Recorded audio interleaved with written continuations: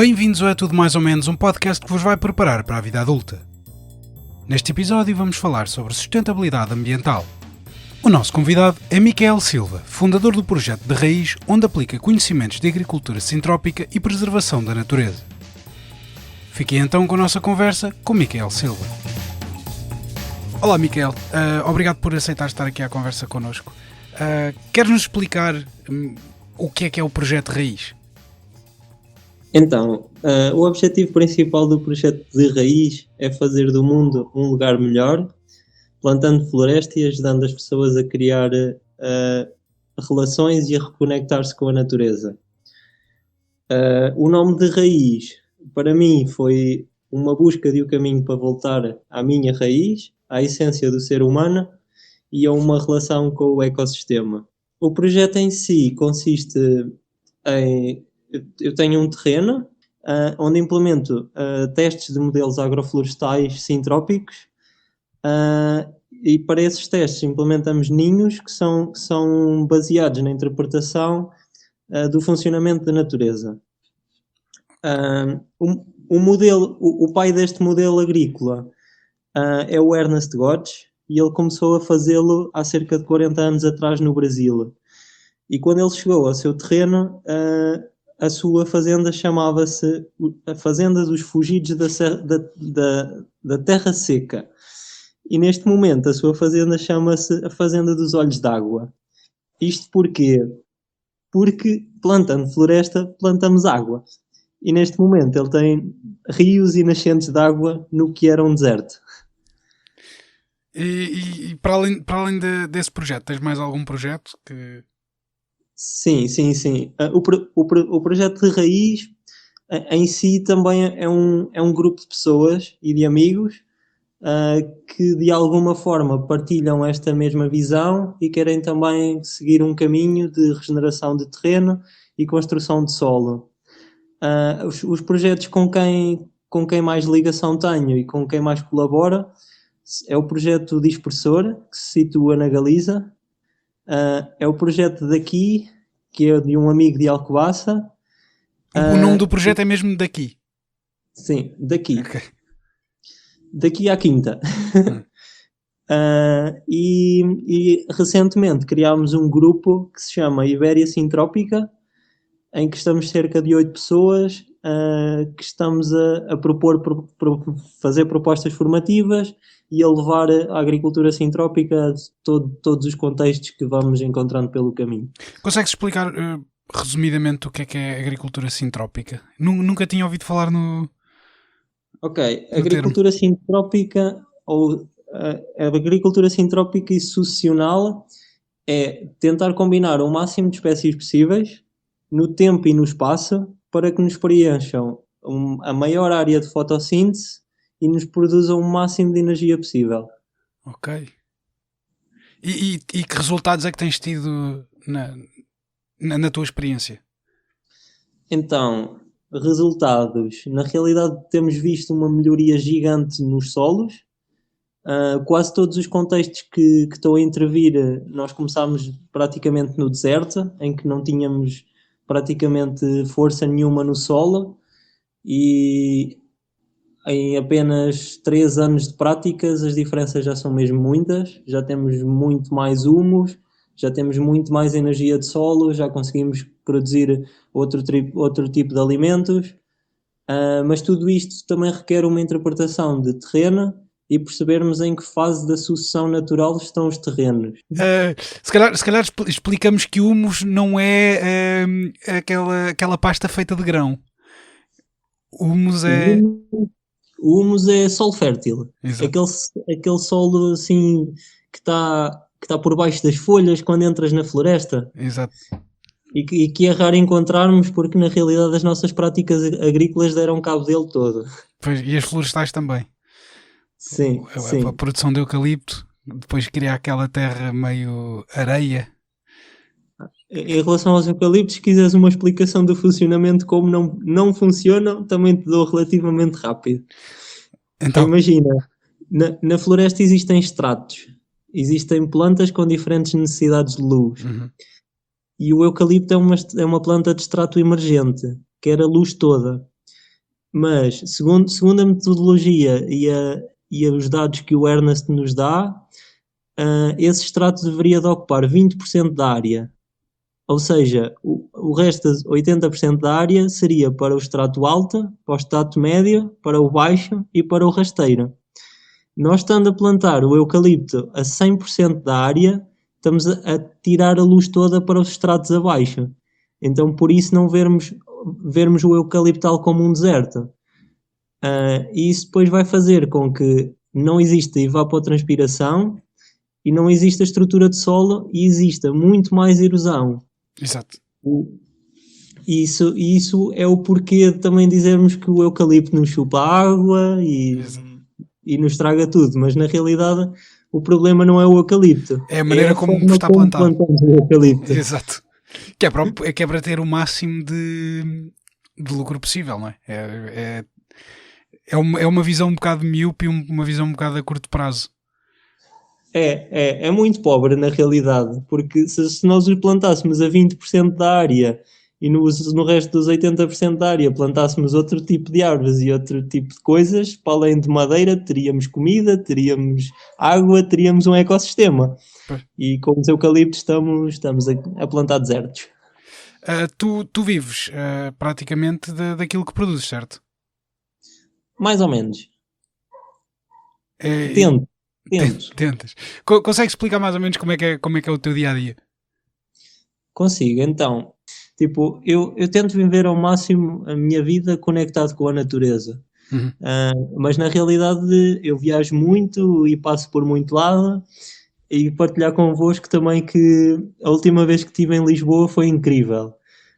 Foi num momento em que havia uma grande disponibilidade de sementes, então fiquei todo contente, apanhei mesmo muita quantidade de sementes e diversidade, e na realidade a natureza é todo lado.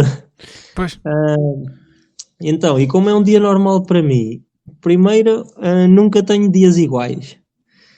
E depois, a essência da questão remete-me muito, ou faz-me pensar num macaco. Eu gosto de levar a minha vida como se fosse um macaco. Então, o que é que eu faço? Escalo árvores, podo os galhos secos, trituro-os e com essa madeira faço os caminhos por onde caminho. E depois planto à margem desses caminhos.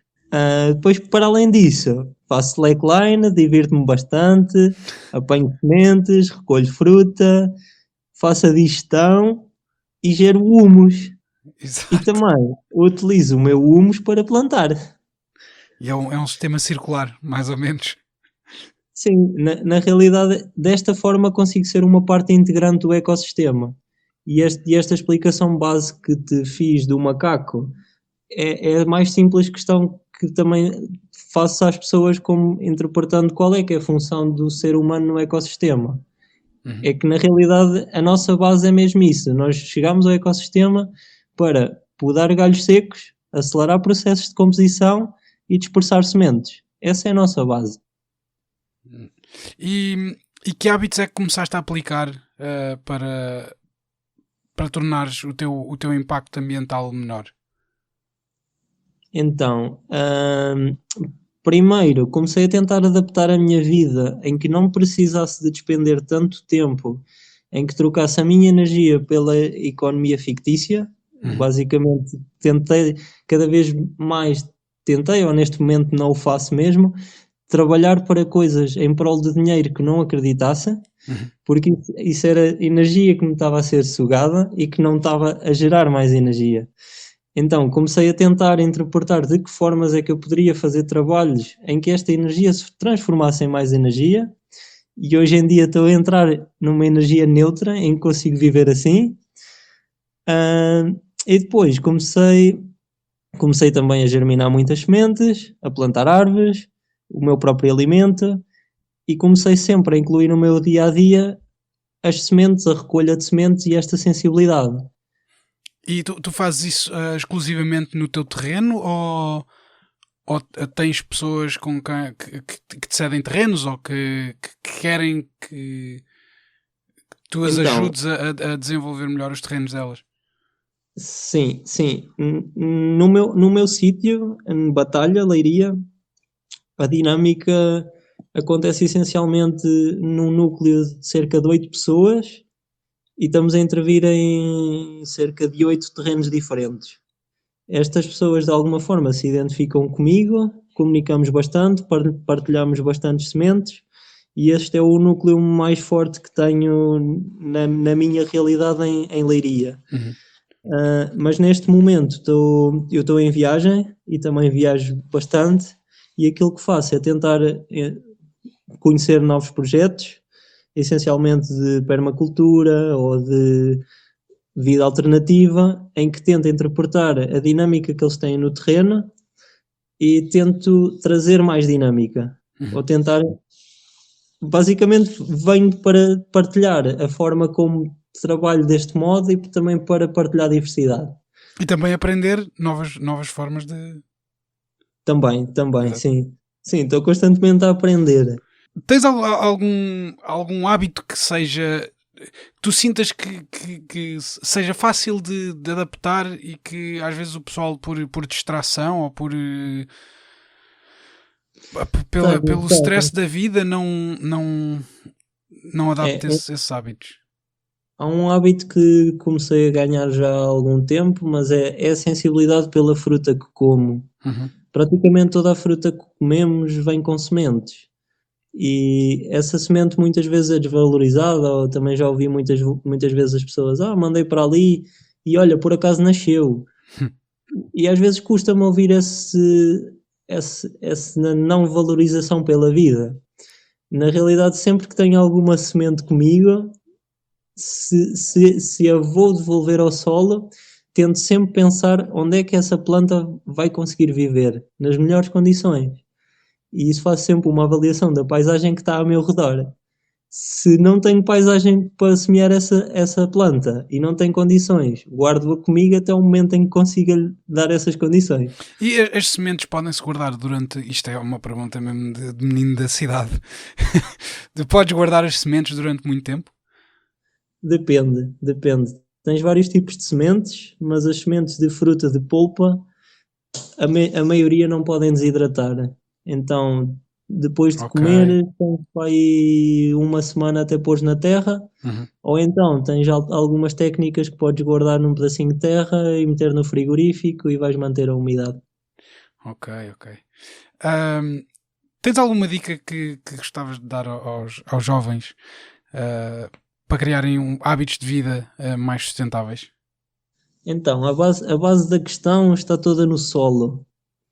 O mais importante de tudo neste momento é nós criarmos solo. Uhum. E como é que fazemos isso? É realmente valorizar a compostagem, valorizar as sementes, plantar muitas árvores e depois de plantar muitas árvores, nós começamos a ter capacidade de pedir biomassa a essas árvores. Temos capacidade de as começar a podar.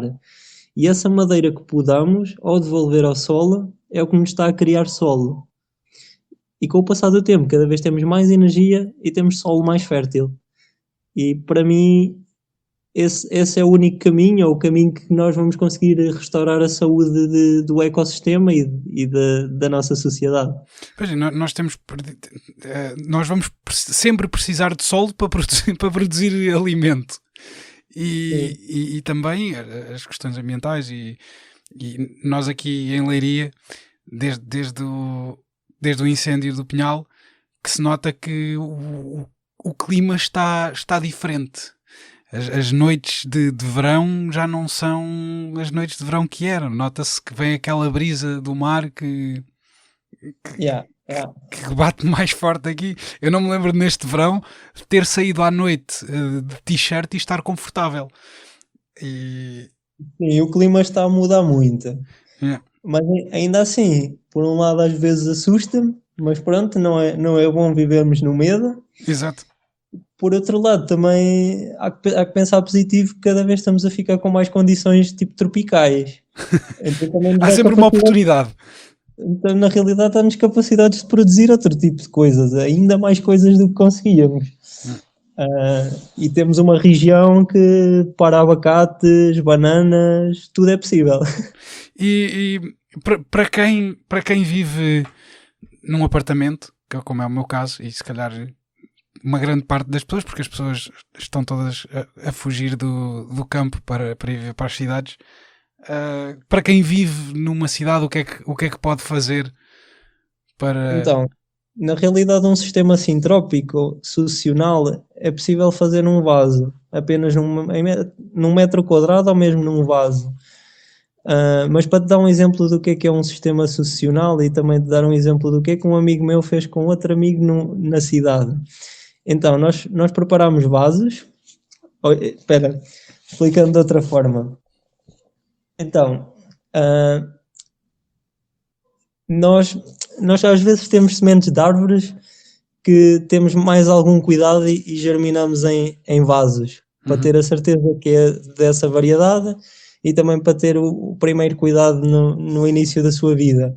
Então, eu tenho um amigo que fez vasos com sementes de árvores que queria ter algum cuidado, e para além da semente de árvore colocou uma placenta, que é os ciclos curtos que nós estamos habituados a comer, que é alface, acelgas, couve, tomateiros,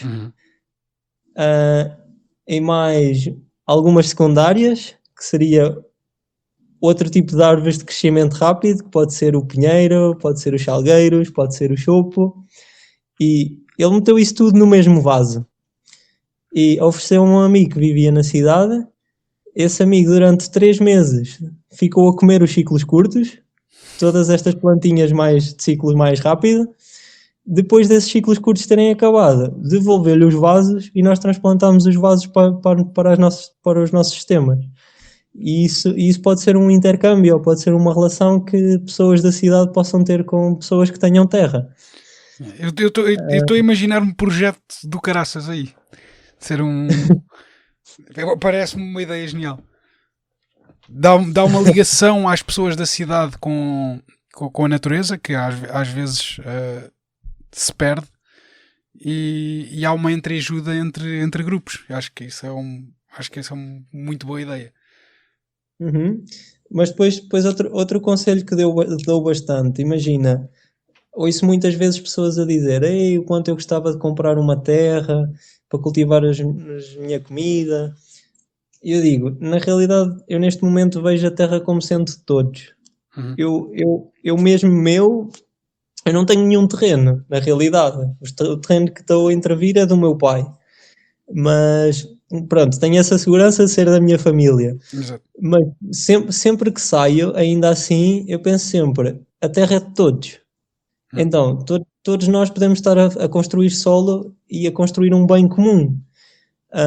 Depois, aquilo que temos que ter sempre em conta é que temos que saber comunicar muito bem e saber interpretar os sistemas. E saber interpretar quando é que os sistemas têm energia disponível para nós estarmos a colher essa energia. Mas a minha visão é sempre neste todo. E acredito que um dia possamos todos interpretar a natureza desta forma e construir todos solos desta forma. Até lá, ainda é um longo caminho. Bem, vamos chegar ao fim da nossa conversa. Tens alguma rede social, algum site onde partilhes os teus projetos? Tenho. Na realidade, o que partilho mais ativamente é mesmo no meu Facebook pessoal e no meu Instagram pessoal também. Micael Silva, se me encontrarem, não sei, ou se quiseres posso partilhar. Nós depois pomos o link na descrição do podcast.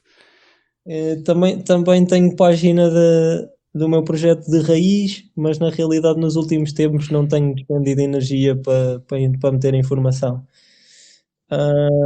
Assim mais ativo, o meu amigo do projeto Dispersora tem bastante energia nas redes sociais, tem alguns documentários também. Podemos partilhar muita informação, temos drives com informação, com testes que fizemos, com muita coisa.